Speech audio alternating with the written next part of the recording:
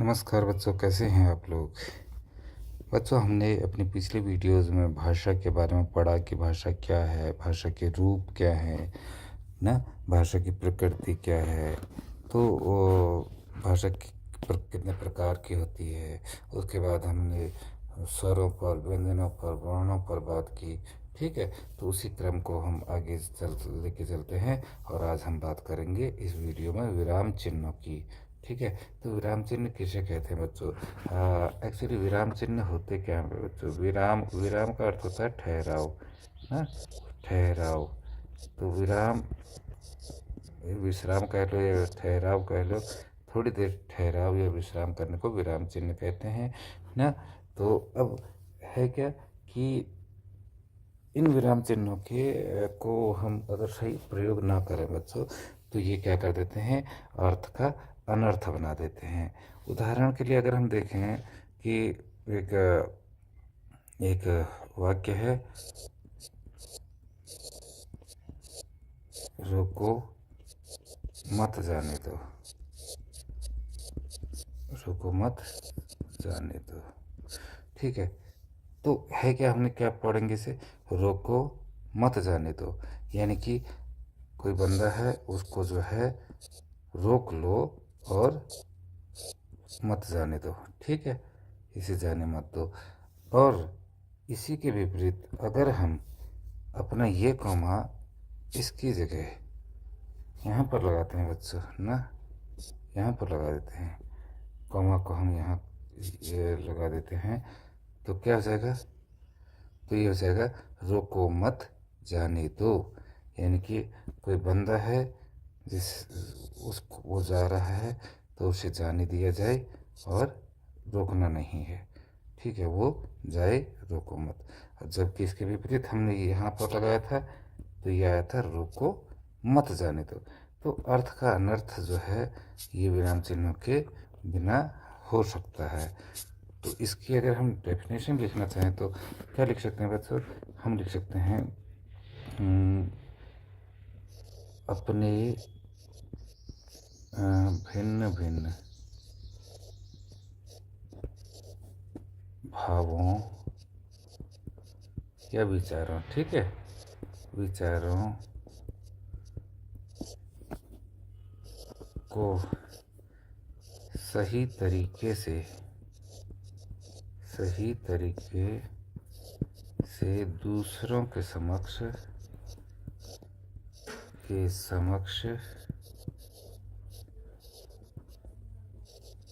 प्रकट करने के लिए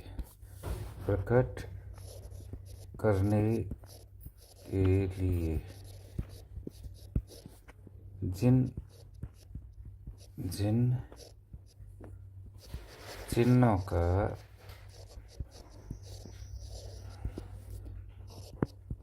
प्रयोग किया जाता है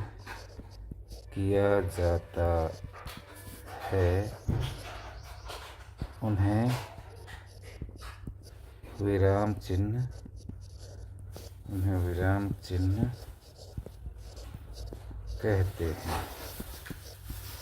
कहते हैं। ठीक है बच्चों, तो विराम चिन्ह किसे कहते हैं, हमने पढ़ा कि विराम चिन्ह किन्हें कहते हैं, अपने भिन्न भिन्न भावों या विचारों को सही तरीके से दूसरों के समक्ष प्रकट करने के लिए जिन चिन्हों का प्रयोग किया जाता है उन्हें विराम चिन्ह कहते हैं। तो समझे बच्चों, विराम चिन्ह किन्हें कहते हैं। अगर इस मतलब विराम का अर्थ होता है रुकना या ठहराव ना, ठहरना। तो जब हम किसी वाक्य को लिखते हैं या बोलते हैं, तो उस समय बीच में कहीं थोड़ा बहुत हमें रुकना पड़ता है, जिससे जो है हमारी भाषा स्पष्ट हो जाए, अर्थवान हो जाए, ठीक है, निरर्थक ना रहे और भावपूर्ण हो ना। तो जो हमारे इमोशंस हैं वो क्लियरली जो है दूसरे के सामने प्रकट हो सकें। तो ऐसी ऐसी भाषा को जो है हम ऐसी मतलब ऐसे चिन्हों को हम क्या कहते हैं, विराम चिन्ह कहते हैं। ठीक,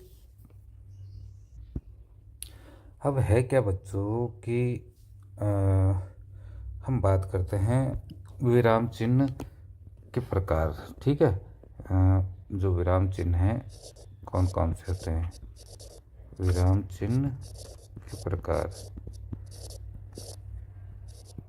प्रकार के प्रकार। ठीक है,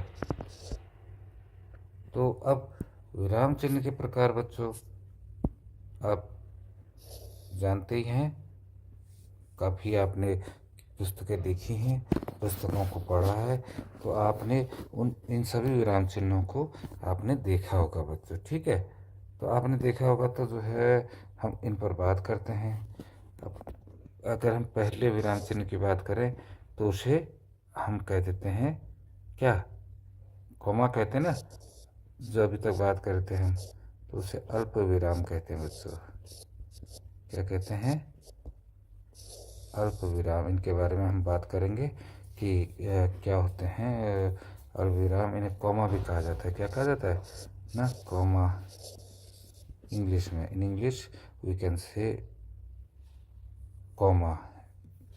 ठीक है, उसके बाद दूसरा आता है आपका अल्प विराम के बाद अर्ध विराम। एक मिनट, इसका मैं साइन भी आपको यहाँ पर वो कर देता हूँ। तो इसका साइन जो होता है बच्चों, कॉमा को हटा लीजिए, इसका साइन होता है ये। ठीक है, तो ये हमारा अल्प विराम होता है बच्चों। दूसरा अगर हम बात करते हैं तो वो बात करेंगे हम अर्ध विराम की, अर्ध विराम। ठीक है, अब अर्ध विराम क्या हो गया, तो अर्ध विराम सेमी कॉलन को कहते हैं। ठीक है, सेमी माने आधा होता है, कॉलन विराम हो गया। तो ये सेमी कॉलन किस टाइप का था बच्चों, आपने देखा होगा, एक ये निशान और एक ये निशान, ये देखा होगा। तो ये सेमी कॉलन होता है, ये अर्ध विराम होता है। तीसरी की बात करते हैं, तीसरा आपका विराम चिन्ह का, तो तीसरा विराम चिन्ह एक होता है पूर्ण विराम। क्या होता है बच्चों, पूर्ण विराम। विराम, पूर्ण विराम क्या है, इसे हम पूर्ण माने फुल और विराम माने स्टॉप, विश्राम ना। तो फुल स्टॉप जो होता है आप देखते होंगे, इंग्लिश में तो एक पॉइंट होता है इस प्रकार का, लेकिन हिंदी में इसके लिए कैसा होता है, इस टाइप की डंडी जो है ये प्रयोग में आती है, इसे हम पूर्ण विराम कहते हैं। ठीक है बच्चों, चलते हैं नेक्स्ट, किस प्रकार का विराम है, उसे कहते हैं हम उपविराम। क्या कहते हैं, उपविराम। अब उपविराम किस तरीके का होता है बच्चों, आपने देखा होगा उपविराम कि जो है आप जब कहीं पर हेडिंग लगाते हैं या कुछ लिखते हैं तो उसके बाद इस प्रकार का एक निशान बना देते हैं ना, तो इनको हम कहते हैं उपविराम। ठीक है, या कोलन कहते हैं इसे, जैसे हम अर्धविराम को सेमी कोलन कहते हैं, तो उपविराम को कोलन कहते हैं। उसके बाद आते हैं हम बच्चों, पांचवा पॉइंट है हमारा कि आपने वो भी देखा होगा, ये विस्मयादि बोधक चिन्ह, विस्मयादि बोधक, विस्मयादि बोधक और चिन्ह कह सकते हैं इसे। ठीक है, चिन्ह हो गया। तो ये कैसा होता है, आपने देखा होगा इस प्रकार का एक निशान बना होता है ना, जो साइन ऑफ इंटरजेक्शन कहते हैं बच्चों इसे। तो बिल्कुल मतलब विस्मय करने के लिए, आश्चर्य उत्पन्न करने के लिए, ठीक है, जो है इसे प्रयोग में लाया जाता है। ठीक, जैसे हम कहते हैं अरे वाह, तो अरे वाह जो है वहाँ पर क्या हुआ, क्या नाम होता है, आपको आश्चर्य हुआ, जैसे ओहो हम जीत गए, तो ओहो जो आया हो वो जो है विस्मय पैदा करने वाला है। ठीक है, तो यहाँ पर सिग्नेचर आ गया ना, सॉरी साइन आ गया विस्मय आदिबोधक चिन्ह का। ठीक, चलते हैं नेक्स्ट, अपना विराम चिन्ह कौन सा हो सकता है, छठा हमारा प्रश्नवाचक चिन्ह होता है बच्चों। आपने ये तो हर प्रश्न में देखा होगा, प्रश्नवाचक चिन्ह, प्रश्नवाचक चिन्ह। अब प्रश्नवाचक चिन्ह इसका क्या होता है, इस प्रकार का आपने देखा होगा ना, तो ये प्रश्नवाचक, क्वेश्चन मार्क कहते हैं इसे इंग्लिश में। ये आपने जब हर प्रश्न के आगे सुना हो। जब हम किसी से प्रश्न पूछते हैं तो वो क्या होता है, वहाँ पर प्रश्नवाचक चिन्ह का प्रयोग होता है। जैसे ये इसके आगे क्या लगता है, कौन लगता है, कैसे लगता है, इस टाइप के शब्द जहाँ प्रयोग होते हैं तो वहाँ अक्सर प्रश्नवाचक चिन्ह ही आता है। ठीक है। उसके बाद हम आते हैं कोष्ठक। कोष्ठक जो है ये भी एक विराम चिन्ह है और कैसी प्रयोग होता है जो हम अभी तक ये प्रयोग कर रहे हैं। देखिए ये कोष्ठक ही है बच्चों, है ना। ये कोष्ठक है, आप देख रहे हैं ना, ये कोष्ठक है। ठीक है, तो ये हो गया हमारा विराम चिन्ह, कोष्ठक हो गया। अब चलते हैं हम अपने नेक्स्ट उसमें, आठवां चलते हैं। आठवां हमारा एक होता है हाइफन होता है, योजक चिन्ह कहते हैं बच्चों इन्हें, योजक। ठीक है, तो योजक चिन्ह क्या होते हैं, योजक चिन्ह ये आपने देखा होगा, जैसे उसमें द्विगु समास में प्रयोग होते हैं। जैसे रात और दिन, माता और पिता, माता पिता कह देते हैं ना, तो बीच में ये डैश लगते हैं, योजक लगता है। ठीक है, और होता है इसका अर्थ मीन्स और। ठीक है, जहाँ पर और शब्द होता है और को हम लुप्त कर देते हैं तो यहाँ पर ये चिन्ह का प्रयोग होता है। ठीक है, तो ये हो गया।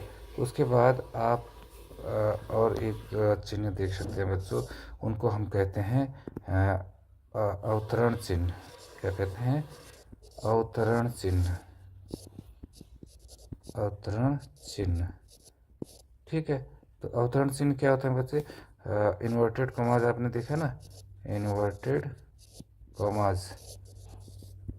तो ये इन्वर्टेड कॉमाज क्या होते हैं, किसी व्यक्ति की बात को हम जब लिखते हैं तो उसे इन्वर्टेड कॉमाज के अंदर बंद कर देते हैं ना, तो ये इन्वर्टेड कॉमाज होते हैं।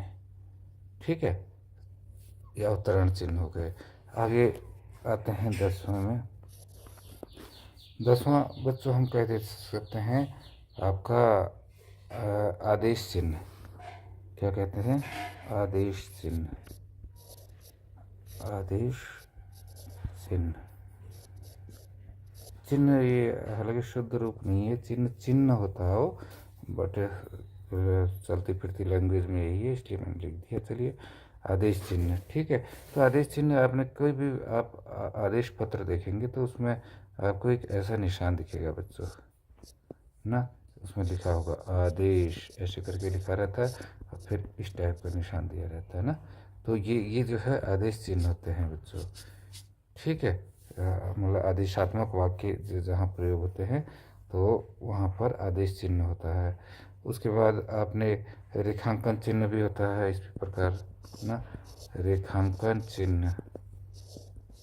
अब रेखांकन चिन्ह क्या होता है, जिन्हें हम अंडरलाइन कहते हैं। कोई भी हमने लिखा, बात लिखी, माना लिखा हमने कुछ लिख दिया, फूल लिख दिया, फूल, इसके नीचे अंडरलाइन कर दिया तो ये रेखांकन चिन्ह हो गया। ठीक है, कोई भी हेडिंग लिखने के बाद हम रेखांकन चिन्ह का प्रयोग करते हैं तो ये हो गया। ठीक, तो उसके बाद और एक चिन्ह होता है बच्चों, क्या नाम कहते हैं उसको, कहते हैं मार्क ऑफ ओमिशन। ये हो जाता है आपका लोप चिन्ह, लोप चिन्ह, लोप चिन्ह। देखो बच्चों, जब हम कोई गाना वाना गाते हैं या वो होते हैं तो हम आगे ऐसे ऐसे ऐसे ऐसे करके डाल देते हैं ना बिंदु, या आजकल लोग व्हाट्सएप पर लिखते हैं मैसेज,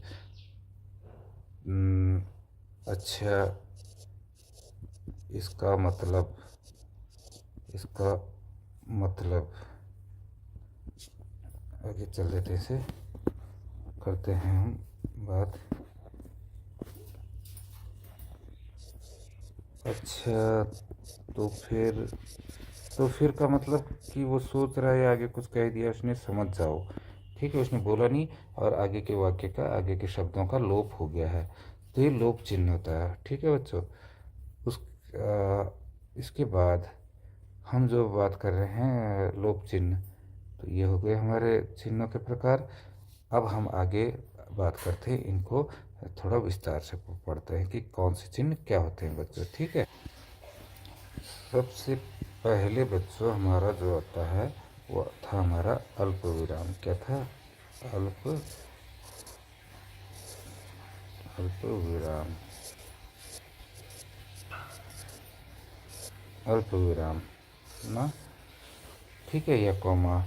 तो बच्चों क्या है कि जब हम किसी वाक्य में थोड़ा रुकते हैं ना, तो वहाँ पर इसका प्रयोग होता है। या जब हम कई वस्तुओं के बारे में बात करते हैं, जैसे हमने बोला कि यार सामान ले आओ, तुम्हें लाना है गेहूँ, लाना है गेहूँ, फिर उसके बाद चना लाना है, चावल लाना है, दाल लानी है, ठीक है, कुछ और लाना है, दूध का पैकेट लाना है, ठीक है, चीनी लानी है। इन सब में अब आप क्या लाए? आप ऐसे तो कहोगे नहीं गेहूँ चना चावल दाल दूध ना, ये तो आप क्या कहोगे? गेहूँ, चना, चावल, दाल, दूध, चीनी। तो इन सब के बीच में हम किसका प्रयोग कर रहे हैं? अल्प विराम का प्रयोग कर रहे हैं बच्चों। किसका? अल्प विराम का। ठीक है, तो या ऐसी जगहों पर अल्प विराम का अल्प माने होता है बच्चों थोड़ा, थोड़ा रुकना है, इसमें थोड़ा सा विश्राम लेना है। ठीक है, हम बातचीत करते समय या लिखते समय जब हम बहुत सारी वस्तुओं का वर्णन करते हैं तो उनके बीच बीच में अल्प विराम का प्रयोग करते हैं। ठीक है, और भी कई जगह इसका प्रयोग होता है, जैसे इसके प्रयोग जो होते हैं, जैसे हम कहते हैं राम लक्ष्मण भरत भाई थे। ठीक है, जैसे हम कह देंगे, क्या कहेंगे, मान लीजिए हम कहेंगे राम लक्ष्मण भरत और शत्रुघ्न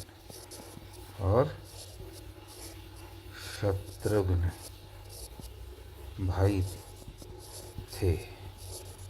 ठीक है, तो अब है क्या, ये चारों चीज़ें एक ही चीज़ को बिलोंग कर रही हैं, तो बीच में कॉमा आ रहा है। राम लक्ष्मण भरत और शत्रुघ्न। तो यहाँ पर तो जो भरत के साथ होना था, ठीक है, उसकी जगह तो हमने और लगा दिया, इसलिए ये तो यहाँ पर तो लगाना गलत हो जाएगा, है ना। यहाँ पर हम नहीं लगाएंगे। और इसकी अब है कि राम और लक्ष्मण और भरत और शत्रुघ्न भाई थे, तो सेंटेंस तो ये भी है, लेकिन जो है इनकी जगह हमने प्रयोग किया राम लक्ष्मण भरत और शत्रुघ्न भाई थे।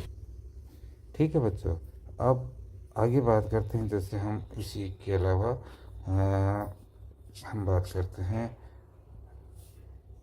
तो बताइए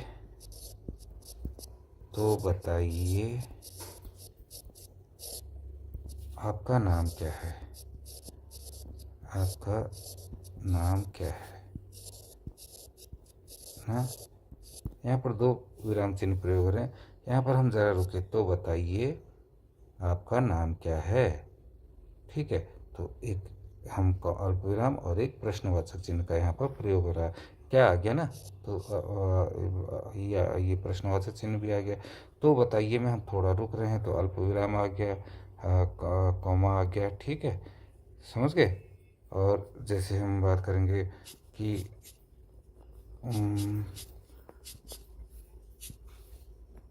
वो देर से बहुत देर से आ रहा है, बहुत देर से आ रहा है, देर से आया है। ठीक है, तो क्या हो गया, वो देर से रुक रहे हैं यहाँ, फिर बहुत देर से आया है, तो यहाँ पर हमारा वाक्य वो ख़त्म हो रहा है, तो यहाँ पर पूर्ण विराम भी लग गया हमारा। ठीक है, तो इस तरीके से ये अल्प विराम का यहाँ पर प्रयोग होता है बच्चों। ठीक, और जहाँ पर हम शब्दों को 2-3 बार दोहराते हैं तो वहाँ पर भी जो है, जैसे हमने देर से बहुत देर से कहा ना, तो क्या हुआ कि वहाँ पर अल्प विराम प्रयोग हुआ। ठीक है, और कई जगह आपने पोयम में भी सुना होगा, कहानियों में भी देखा होगा, तो वहाँ पर इन चीज़ों का प्रयोग होता है। जैसे हम कहेंगे अब की जो है हम दोस्तों हमारे चलने का समय आ गया। हमारे चलने का समय आ गया। यहाँ पर देखो आप, वाक्य पूरा यहाँ हो रहा है, पूर्ण विराम यहाँ लगा है, लेकिन हमने कहा दोस्तों दोस्तों, जैसे हम कह रहे दोस्तों हमारे चलने का समय आ गया है, कुछ क्लियर नहीं हो रहा है। दोस्तों से संबोधित किया जा रहा है, तो पहले दोस्तों कहने का मतलब कि अटेंशन कर दिया है दोस्तों को कि आगे आप क्या कहना चाह रहे हैं। हाँ, आपने कहा दोस्तों तो सभी आपको देखेंगे, उसके बाद ध्यानपूर्वक सुनेंगे, हमारे चलने का समय आ गया है। ठीक है, तो दोस्तों हमारे साथ चलने का समय आ गया, उसे लोग सुने या ना सुने कोई पता नहीं, क्योंकि वो अटेंटिव नहीं है, वो जो है आपकी ओर उनका फोकस नहीं है। तो जैसे ही आपने कहा दोस्तों, उसके बाद आप रुके हैं, फिर आपने बोला हमारे चलने का समय आ गया है, तो वो आपका आपका जो आप कहना चाह रहे हैं तो वो क्लियर हो जाएगा उनके लिए। ठीक है, तो ये चीज़ थी क्या नाम कहते हैं, अल्प विराम के बच्चों। ठीक है, तो यहाँ पर क्या नाम कहते हैं, हम अपनी वीडियो आज की यहीं पर समाप्त करते हैं। दूसरी वीडियो में हम बात करेंगे अल्प विराम के बाद आपका कौन सा विराम है, अर्ध विराम। तो अर्ध विराम पर बात करेंगे। ठीक है, क्योंकि वीडियो लंबा हो जाता है, अर्ध विराम में बताएंगे तो हम वीडियो ज़्यादा लंबा हो जाएगा। और वीडियो यहीं पर समाप्त कर रहे हैं। उससे पहले एक अनुरोध है कि बच्चों, वीडियो जिन्होंने अभी तक सब्सक्राइब नहीं किया है वो इसे सब्सक्राइब कर दें, कमेंट भी कीजिएगा ना, ताकि जो है मैं इसमें और सुधार ला सकूं। और इसे लाइक तो आप करेंगे ही, आपसे अनुरोध किया है मैंने, और जितना से अधिक हो सके उसे शेयर कीजिएगा। इसी के साथ वीडियो समाप्त करते हैं आज की। धन्यवाद बच्चों, आपका दिन मंगलमय हो।